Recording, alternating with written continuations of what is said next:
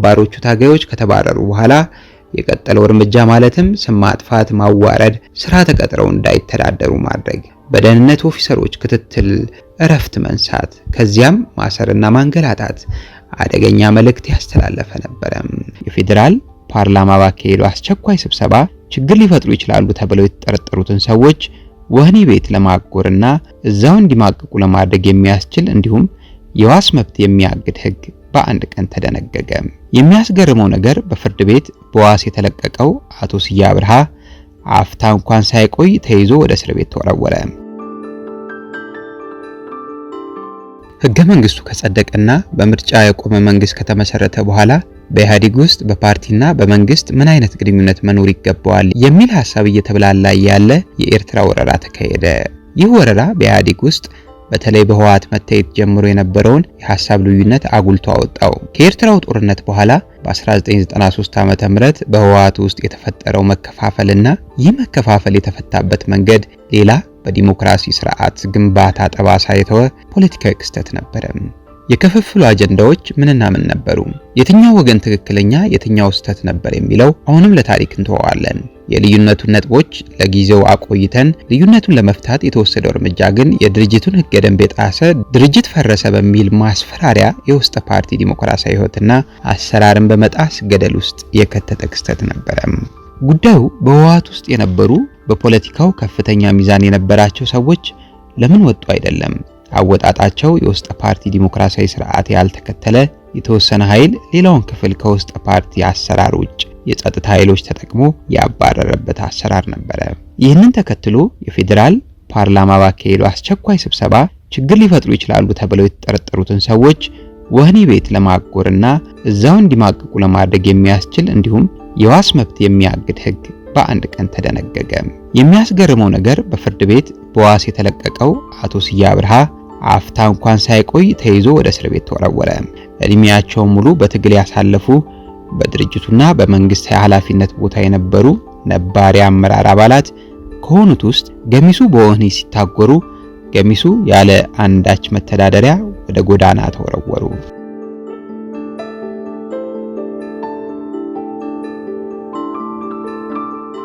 አንድ የፖለቲካ ድርጅት በውስጡ ራሱ ያስቀመጠውን የውስጥ ፓርቲ ዲሞክራሲያዊ አሰራር ከጣሰ፣ ደንቦቹን ማፍረስ ከጀመረና የገዛ ስርዓቱን ከናደ በኋላ ማንኛውንም ህገወጥ ድርጊት ለመፈጸም ማቆሚያ የለውም።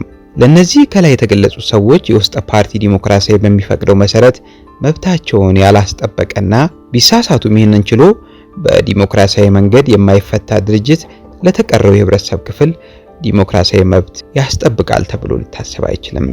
ህወሓት በ1993 ዓ.ም በውስጡ የተከሰተውን ክፍፍል ለመፍታት የተጠቀመበት መንገድ የጸረ ዲሞክራሲያዊ ባህሪው አንዱ መገለጫ መሆኑን መረዳት ይቻላል። የአንድ ድርጅት ውስጣዊ ችግር የመንግስትና የአገር ጠቅላላ ችግር ሆኖ የታየበት ህገ መንግስታዊ መርሆች የተጣሱበት ሁኔታ ነው የተፈጠረው። ይህን ተከትሎ ገሚሶቹ በፈጠራ ክስና ውንጀላ ወደ ወህኒ ሲወረወሩ፣ ገሚሶቻችን ውሃ በማይቋጥር ምክንያት ከስራ ተባረርን። በወቅቱ ጠቅላይ ሚኒስትር መለስ ዜናዊ ከቢቢሲ ጋዜጠኛ ኢዛቤል ማክፈርሰን ቃለ መጠይቅ ባደረጉበት ጊዜ ስለኔ ከስራ መውጣት ተጠይቆ የሰጠው መልስ ይህንን ነው ያረጋግጣል። እኔ ከስልጣን የተባረርኩበት መንገድ ከኢፌድሪ ህገ መንግስትና ሌሎች ህጎች ውጭ ነው። በህገ መንግስቱ አንቀጽ 74(1) መሰረት የሰራዊቱ አመራር የሚሾመውና የሚሻረው በጠቅላይ ሚኒስትሩ አቅራቢነት በፕሬዝዳንቱ ሲጸድቅ ነው። በተለይ ጠቅላይ ኤታማዦር ሹሙን ጨምሮ ሌሎች ጀነራል መኮንኖች ስለሚሾሙበትና የሚነሱበት ስርዓት የሚገልጹ አንቀጾች 20 እና 22 ሰፍረዋል። ኤታማዦር ሹሙና ሌሎች ጀነራሎች ከስራ ሲሰናበቱ መጀመሪያ በጠቅላይ ሚኒስትሩ የሚቋቋም 3 ጀነራሎች በአባልነት የሚገኙበት ኮሚቴ ተቋቁሞ ጉዳዩ ይመረመራል። በመቀጠል ጠቅላይ ሚኒስትሩ ከኮሚቴ የሚቀርብለትን የውሳኔ ሐሳብ ላይ የራሱን ጨምሮ እንዲጸድቅ ለርዕሰ ብሔሩ ማቅረብ እንዳለበት በአንቀጽ 22 ተደንግጓል።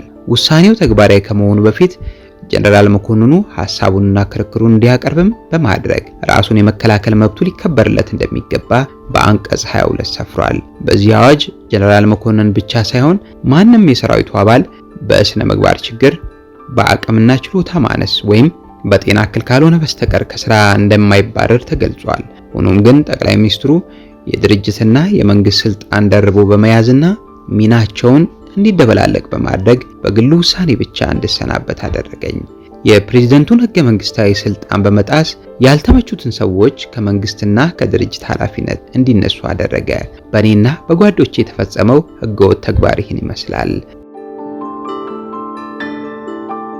ጠቅላይ ሚኒስትሩ ከፍተኛ የሰራዊቱ አዛዦችን በራሱ ስልጣን ብቻ እንዳይሾምና እንዳያባርር የተደነገገበት ምክንያት ከሚገባው በላይ ስልጣን እንዳይጠቀምና አዛዦችን ወደ የራሱ አገልጋይነት እንዳይቀይራቸው ታስቦ ነው። የሰራዊቱ አዛዦች ከጠቅላይ ሚኒስትሩ የሚደርስባቸውን ተጽዕኖ ለመከላከልና አንጻራዊ ነፃነት እንዲኖራቸው ለማድረግ ነው። ጠቅላይ ሚኒስትሩ ግን ይህን የዲሞክራሲያዊ ስርዓት መርህ በመጻረር ነው እኛን የማባረር ውሳኔውን የወሰነው። ወዲያውኑም ህጉን የሚጻረር የማሻሻያ አዋጅ እንዲወጣ ተደረገ።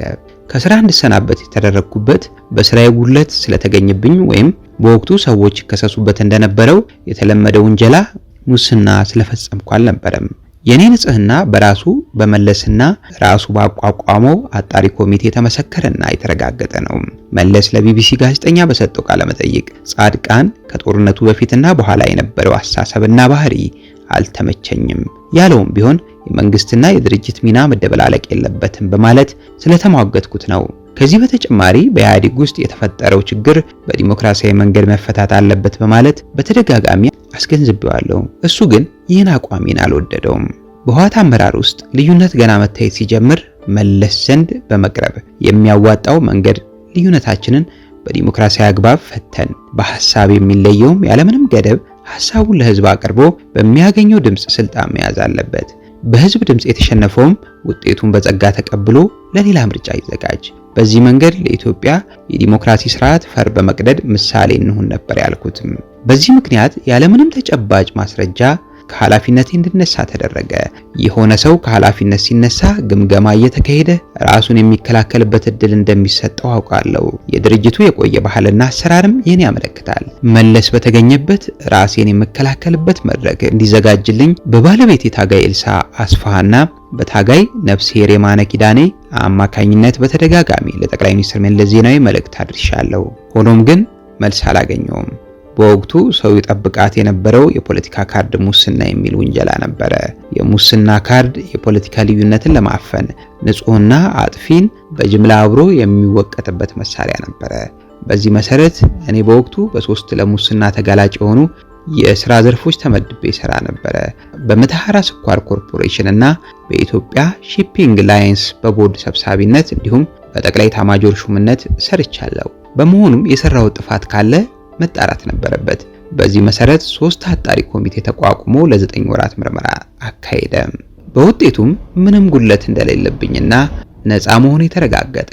ከምርመራ ውጤቱ በኋላ መለስ ለባለቤት የታጋይ ኤልሳ ቀድሞውንም ጻድቃን ምንም ጉድለት እንደሌለበት አውቃለሁ፣ አጣሪዎቹም ነፃ መሆኑን ያረጋገጡት በማለት ነግሯታል።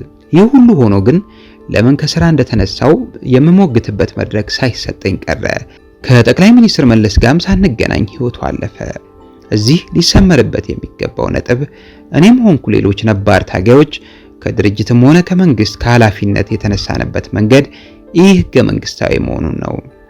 ይህ የሆነበት ምክንያት የመንግስትና የድርጅት ሚና በመደበላለቁ ከድርጅት የተባረረ ሰው ከመንግስት መባረር እንዳለበት ቅቡል ያደረገ ህገ መንግስታዊ ያልሆነ አሰራር ተግባራዊ በመደረጉ ነው። በተለይ ደግሞ ነባሮቹ ታጋዮች ከተባረሩ በኋላ የቀጠለው እርምጃ ማለትም ስም ማጥፋት፣ ማዋረድ፣ ስራ ተቀጥረው እንዳይተዳደሩ ማድረግ፣ በደህንነት ኦፊሰሮች ክትትል እረፍት መንሳት፣ ከዚያም ማሰርና ማንገላታት አደገኛ መልእክት ያስተላለፈ ነበረ። ለኢትዮጵያ ህዝብ በአጠቃላይ ለትግራይ ህዝብ ደግሞ በተለይ የተላለፈው መልእክት ሰጥ ለጥ ብለህ ተገዛ፣ ካልሆነ በእነሱ ላይ ደረሰው ይደርስብሃል፣ ስለዚህ እኔን ያየ ተቀጣ የሚል መልእክት ነበረ። ይህ አስደንጋጭ ክስተትም በተቀረው የፓርቲ አባልና በሰፊው ህብረተሰብ ላይ ፍርሃትን የለቀቀው። እነዚህን ነባር ታጋዮች ጸረ ዲሞክራሲያዊ በሆነ መንገድ የቀጣ ድርጅት ለሌላው ታችኛው ካድሬና የመንግስት ባለስልጣን ምንም ደንታ ሊኖረው እንደማይችል በጣም ግልጽ የሆነ መልእክት ተላለፈ። ሰውን አስፈራርቶ መግዛት እንደ የመንግስት ፖሊሲ ግልጽ ሆኖ ወጣ። ከማህበራዊ ኑሮ ጋር ተያይዞ ከቦታቸው ከተነሱት የህወሓትና የመንግስት ባለስልጣናት ጋር መገናኘትና መጠየቅ ራሱ ከፍተኛ ቅጣት የሚያስከትል ጥፋት ሆነ። አረ ይሄ ነገር አፈታቱ ትክክል አይደለም፣ ጀግኖቻችንን አላግባብ እያዋረዳችሁ እኛንም እንደ ህዝብ ሀፍረትና ፍርሃት እያላበሳችሁን ነው ብለው ለጠየቁ የህብረተሰብ ክፍሎች ከባድ ማስጠንቀቂያ ደረሳቸው። ይህ ሁኔታ በህወሓት ላይ ብቻ የታጠረ አልነበረም። በተለይ በኦህዴድና በደኢህዴን የዲሞክራሲያዊ እርምጃው በተመሳሳይ ሁኔታ ቀጠለ። ገሚሶቹ መሪዎች ታሰሩ፣ ገሚሶቹ ተባረሩ። በኢህአዴግ ውስጥ ውጥረት ለየለት። ያለ ሐሳብ ማቅረብ በኢህአዴግ ውስጥ ለየት ያለ ሐሳብ ማቅረብ እንደ ነውር የሚታይበት ሁኔታ ተፈጠረ። ፍርሃት፣ መሸማቀቅ፣ ከዚሁ ከፍተኛ ፍርሃትና ስጋት የሚመነጭ አድርባይነትና ሙስና በፓርቲው ካድሬ በሰፊው ተዛመተ። ከዚህ ጊዜ በኋላ የህወሓት ኢህአዴግ ባህሪ የነበረውና የድርጅቱ ዲሞክራሲያዊ ባህሪ በመጠበቅ ረገድ ላይ ቀላል ያልሆነ አስተዋጽኦ የነበረው የጋራ አሰራር መርህ ቀርቶ አንድ ሰው የፈለገውን በሚወስንበት አሰራር ተተካ። በፓርቲ ውስጥና በሰራዊቱ ከትጥቅ ትግሉ ወቅት ጀምረው በትግል ከቆዩት ነባር ካድሬዎችና የሰራዊት አባላት ውስጥ የራሳቸውን ስብዕናና አቋም ያላቸው እየተመነጠሩ ተባረሩ ወይም ራሳቸውን አገለሉ። እንደኔ አመለካከት ይህ ክስተት የውስጠ ፓርቲ ዲሞክራሲን ገደል በመክተት የዲሞክራሲ ምህዳሩን ያጣበበ ፖለቲካዊ ክስተት ነበረ። አሁን ለደረስንበት ውድቀትም ከፍተኛ አስተዋጽኦ አድርጓል። ኢህአዴግ የውስጠ ፓርቲ ችግሬን ፈትቻለሁ ብሎ ካወጀ በኋላ ለህብረተሰቡም ለዓለምም ህዝብ ዲሞክራሲያዊ ገጽታን ለማሳየት በመፈለግ የ1997 ዓ.ም ምርጫ ትንሽ ከፈት አደረገው። ሰፋፊ የፖለቲካ ክርክሮች ተደርገው ምርጫው ተካሄደ።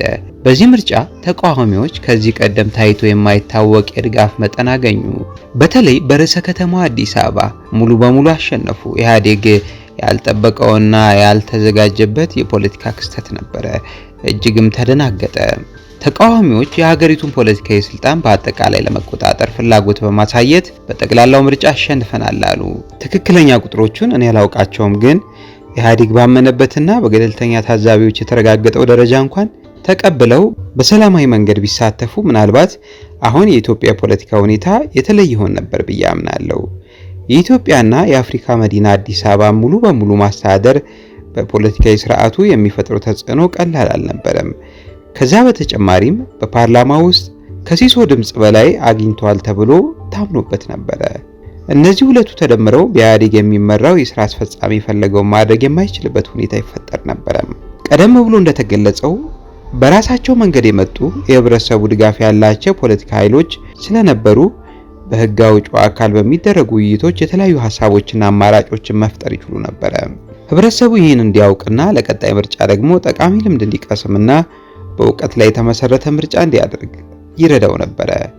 ይህ ክስተት በድርድር ቢፈታ ኖሮ ለዲሞክራሲያዊ ሂደቱ መጉልበት በከፍተኛ ደረጃ ይጠቅም ነበር ብዬ አምናለሁ። ከዚህ ከ1997 ዓ.ም ምርጫ ጋር ተያይዞ የሚነሳ አንድ ጠባሳ አለ። ይኸውም በምርጫ እኔ አሸንፌያለሁ በሚል የተሟሟቀ ክርክር ውስጥ ቅንጅት በግልጽ በአደባባይ ዘረኛ የሆነ ፕሮፓጋንዳ ማካሄዱን ይመለከታል። ውስጥ ለውስጥ የተደራጁ ኃይሎች ይህንን ጸረ የትግራይ ተወላጅ የሆነውን ዘመቻቸውን አስፋፍተው ነበረ። የድርጅቱ መሪዎች ይህንን ዘረኛ ፕሮፓጋንዳ በተገቢው መንገድ አላስተባበሉትም፣ ይቅርታም አልጠየቁም። ኢህአዴግ ደግሞ ይህንን አድሃሪ ዘረኛ ፕሮፓጋንዳ እንደመነሻ በመውሰድ የትግራይን ህዝብ ሊፈጁ ነው፣ የሩዋንዳ አይነት መገዳደል ይከሰታል በማለት እንዲሸበር አደረጉት። ይህ ሁኔታ ህብረተሰቡ ፖለቲካዊ ጉዳዮችን በትክክለኛ መንገድ ሳይሆን የፖለቲካ ኃላፊነትን በሚፈልጉት መንገድ እንዲያይ ያደረገው። ቢያንስ የትግራይ ተወላጅ የሆነውን ዜጋ አስደንግጠው ይህ ሁኔታ ጸረ ዲሞክራሲ ኃይሎች ምሽጋቸውን ለማጠናከር ተጠቀሙበት። ይህ ብርቱ ስህተት በወቅቱ ሊታረም ባለመቻሉ በኋላ ላይ በትግራይ ለደረሰው የዘር ማጥፋት ወንጀል የራሱ አስተዋጽኦ አድርጓል። በምርጫ 97 የተወጠነው ዘርን መሰረት ያደረገ የጥላቻ ፕሮፓጋንዳ በጊዜው ተኮንኖና ታርሞ ቢሆን ኖሮ አሁን በ2013 16 ለደረሰው የዘር ፍጅት ተጨማሪ ማቀጣጣያ አይሆንም ነበር። በዚህ ሁኔታ ኢህአዴግ ከተቃዋሚዎች የተሰነዘረበትን ተቃውሞ መቋቋም የቻለው በመቶዎች የሚቆጠር የሰው ህይወት በመግደል በሺዎች በማሰር ነው። የተቃዋሚ ፖለቲካ ፓርቲ አመራሮችና አባላትም ወህኒ ወረዱ። በዚህ ሂደትም ሁለት ግልጽ የሆኑ መልእክቶች ተላለፉ። አንደኛው መልእክት የፖለቲካ ስልጣን እንዲሁ በቀላሉ በምርጫ አሸንፊያለሁ ስለተባለ እንደማይሰጥ፣ ሁለተኛው ደግሞ የመንግስትን ስልጣን የተቆጣጠረው አመራር በምርጫ ላሸነፈ የፖለቲካ ድርጅት ስልጣኑን በሰላማዊና ዲሞክራሲያዊ መንገድ ከማጋራት ይልቅ የጸጥታ ኃይሎችን ተጠቅሞ ተቀናቃኞቹን እንደሚያጠፋ ግልጽ ሆነ። የህወሓት የኢህአዴግ መንግስት በፖለቲካዊ አስተሳሰብ ብልጫና ይህ ብልጫ በሚያስገኝለት የህብረተሰብ ድጋፍ ሳይሆን የመንግስት ስልጣን በመቆጣጠሩ በሚያገኘው የጸጥታ ኃይሎች ድጋፍ በስልጣን ላይ መቆየት መወሰኑን ግልጽ አደረገ። ይህ ክስተት በፓርቲው ብቻ ታጥሮ የነበረውን ፍርሃትና አድርባይነት ወደ ጠቅላላ ህብረተሰቡ እንዲጋባ አደረገ።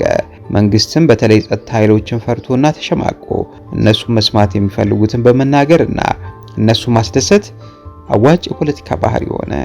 ከዚህ በመነሳት ኃላፊዎች የሚፈልጉትን የፖለቲካ አቋም የሚጠቀሙባቸው ቃላቶችን ሳይቀር በመድገም አለቆችን ለማስደሰት የመጣር በሽታ ከፓርቲው አልፎ ወደ ህብረተሰቡን በስፋት ተጋባ።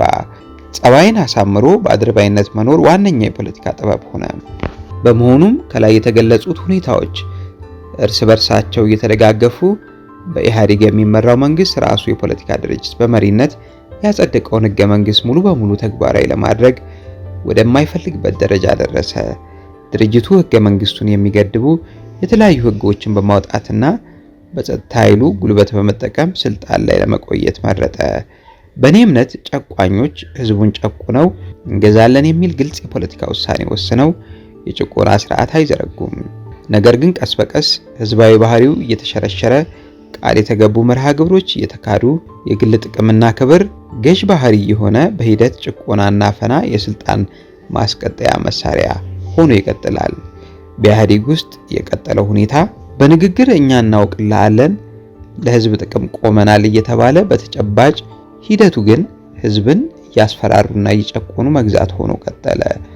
ሆኖም ይህ ከላይ የተገለጸው ሁኔታ ረጅም መቆየት ስላልቻለ ህብረተሰቡ ከሚሸከመው በላይ ስለሆነበት የመንግስት የሥራ አስፈጻሚው አካል በህብረተሰቡ ላይ የሚፈጽመው በደል ስለበዛበት ከዚሁ ጋርም የኑሮ ውድነት፣ ስራ አጥነት በመስፋፋቱ ለችግሮቹ መፍትሄ ሊሆኑ የሚችሉ ግልጽ አቅጣጫዎች ባለመቀመጣቸው የኢህአዴግ መንግስት በምርጫ 100% አሸንፍ ያለው ባለበት ማግስት ከፍተኛ የህዝብ ተቃውሞ ገጥሞት ወደ የከፋ ፖለቲካዊ ቀውስ ውስጥ ገብቷል።